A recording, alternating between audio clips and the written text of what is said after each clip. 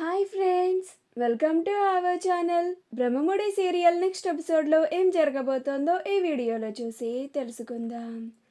రాజ్ని వెళ్ళిపోమన్న కావ్య అసలేం జరిగింది అని తెలుసుకోవడానికి ఈ వీడియోని స్కిప్ చేయకుండా ఎండ్ వరకు చూసేయండి. రాజ్ ఎన్నిసార్లు కావ్యకి కాల్ చేసినా కానీ అస్సలు లిఫ్ట్ చేయడం లేదు అని ఇంకా ఉండపట్టలేక దుగ్గిరాల నిలయంకి వచ్చేస్తాడు. అప్పుడు కావ్య రాజ్ ఎందుకు వచ్చాడు ఇక్కడికి అని అన్నట్లుగా కోపంగా వెళ్తుంది. రాజ్ రాగానే కళావతి గారు అని అంటాడు. అప్పుడు కావ్య రాజ్ని చూడగానే హాయ్ అని చెప్పకుండా ఎందుకు వచ్చారు ఇక్కడికి అని అంటుంది. ఆ మాట వినగానే రాజ్ ఆశ్చర్యపోతాడు. ఇదేంటి, నేను కళావతి గారిని ఇన్నిసార్లు కలిశాను కదా, ఇన్నిసార్లు కలిసినప్పుడు ఒక్కసారి కూడా నాతో ఈవిడ గారు ఇలా మాట్లాడలేదే, నేను అనిపించగానే హాయ్ అని చెప్తారు అని అనుకున్నానే, ఇదేంటి ఎందుకు వచ్చారు అని అడుగుతున్నారు, బహుశా నేను రాత్రి వేళ వచ్చాను కదా అందుకని ఇలా మాట్లాడుతున్నారేమో అని అనుకుంటూ ఉంటాడు.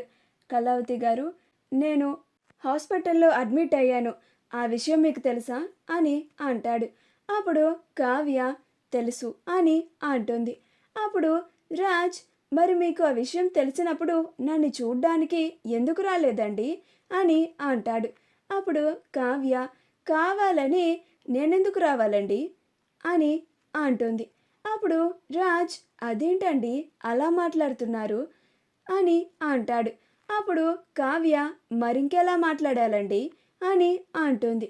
అప్పుడు రాజ్ సరే ఆ విషయాన్ని పక్కన పెట్టండి, నేను ఇన్నిసార్లు కాల్ చేశాను కదా, ఎందుకని నా కాల్ని లిఫ్ట్ చేయడం లేదు మీరు అని అంటాడు. అప్పుడు కావ్య ఎందుకు లిఫ్ట్ చేయాలండి అని అంటుంది.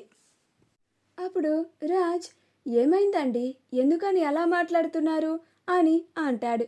అప్పుడు కావ్య మరి మీరు ఇలా చేస్తుంటే నేను ఇంకలా మాట్లాడాలండి అని అంటుంది.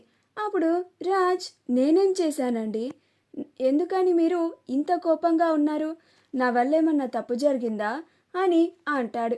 అప్పుడు కావ్య అది మీకే తెలియాలండి, మీ తప్పేంటో మీకు అర్థం కావడం లేదా అని అంటుంది. అప్పుడు రాజ్ నిజంగానండి, నేనేం తప్పు చేశానో చెప్పండి, ఐఎమ్ రియల్లీ వెరీ సారీ, నా పనుల వల్ల లేకపోతే నా ప్రవర్తన వల్ల మీకు ఏదన్నా బాధగా అనిపించి ఉంటే నన్ను క్షమించండి అని అంటాడు. అప్పుడు కావ్య ఇలా మీరు ఈ టైంలో సరాసరి మా ఇంటికి ఎందుకు వచ్చేసారండి, నాకు ఒక్క మాట కూడా చెప్పకుండా అని అంటుంది. అప్పుడు రాజ్ నేను యాక్చువల్గా ఇలా మీ ఇంటికి రావాలని అనుకోలేదండి, కానీ మీరు నన్ను చూడడానికి హాస్పిటల్కి కూడా రాలేదు, నేను మీతో మాట్లాడదామంటే మీరు నా కాల్ని కూడా లిఫ్ట్ చేయడం లేదు, మీకేమైందో అని, మీరేదన్నా ప్రమాదంలో ఉన్నారేమో అని నేను కంగారు పడిపోయి ఇలా మిమ్మల్ని చూడాలని వచ్చేసాను అని అంటాడు. అప్పుడు కావ్య ఎందుకండి అంత కంగారు అని అంటుంది.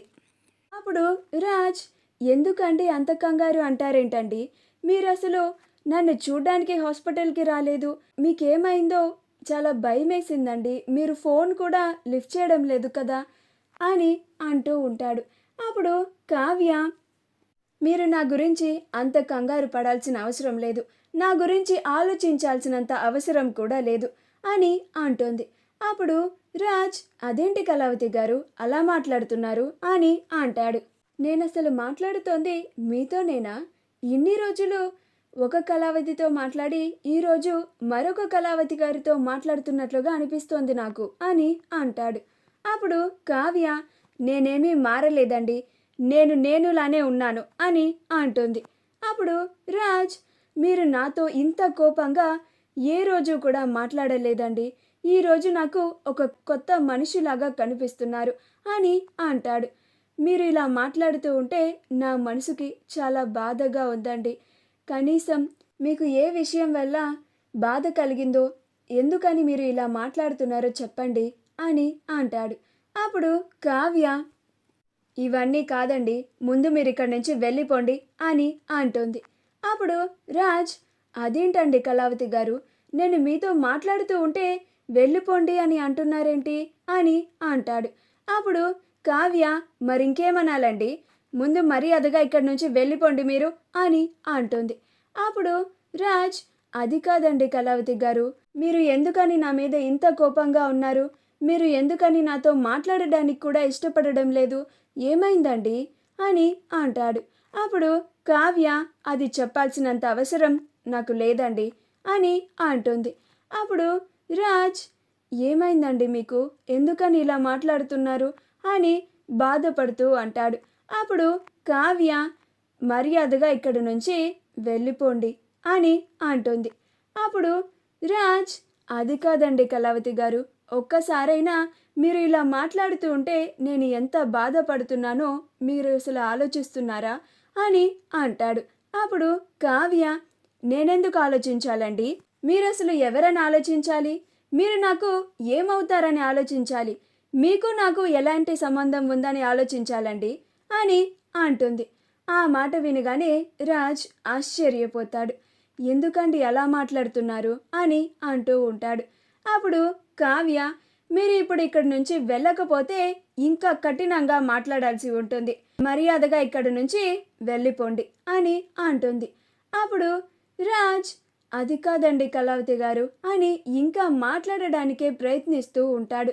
అప్పుడు కావ్య, అయ్యో, ఇంకా నా వల్ల కాదండి, మీరు వెళ్ళిపోండి అని అనుకుంటూ, వెళ్తారా లేదా అని గదుముతూ ఉంటుంది. ఇంకప్పుడు రాజ్ ఏమీ చెయ్యలేక చాలా నిరాశగా తిరిగి వెళ్ళిపోతూ ఉంటాడు. అలా వెళ్తూ వెళ్తూ కావ్యని చూస్తూ ఉంటాడు. కావ్య రాజ్ని అన్ని మాటలన్నందుకు చాలా బాధపడుతూ ఉంటుంది. కానీ అది రాజ్ ముందు కనిపించకుండా అలానే కోపంగా ఉన్నట్లుగా ఉంటుంది. రాజ్ అలానే ఎంతో ఆశగా కావ్యతో మాట్లాడడానికి వచ్చిన రాజ్ చాలా నిరాశగా తిరిగి వెనక్కి వెళ్ళిపోతూ ఉంటాడు. కావ్య, నన్ను క్షమించండి, నేను ఇదంతా మీ ప్రాణాలు కాపాడడానికే చేశాను. మీరు సంతోషంగా ఉండాలనే ఇలా చేస్తున్నాను. మీరు ఆరోగ్యంగా ఉండాలని చేస్తున్నాను అని అనుకుంటూ ఉంటుంది. అలా కావ్య కూడా చాలా బాధపడుతూ ఉంటుంది. రాజ్ వెళ్ళిపోయిన తర్వాత అపర్ణ, అప్పు, కళ్యాణ్, స్వప్నాలు కూడా వచ్చి, ఏంటి కావ్య, రాజ్ మీద అలా అరిచేశావు అని అంటారు. అప్పుడు కావ్య, మరింకేం చేయమంటారు అత్తయ్య? నేను అలా మాట్లాడి ఉండకపోయి ఉంటే ఆయన ఇంకా నాతో ఇప్పటికీ మాట్లాడుతూనే ఉండేవారు. నేను ఆయనతో ఇంకా మాట్లాడుతూ ఉంటే అది ఆయనకి ఎప్పటికైనా ప్రమాదమే. ఇప్పటి వరకు జరిగినవి చాలు అని అంటూ ఉంటుంది. మా వీడియో కనుక మీకు నచ్చినట్లయితే లైక్ చేయండి, షేర్ చేయండి, మా ఛానల్ని సబ్స్క్రైబ్ చేసుకోండి. పక్కనే ఉన్న బెల్ ఐకాన్ని క్లిక్ చేయడం మాత్రం మర్చిపోకండి.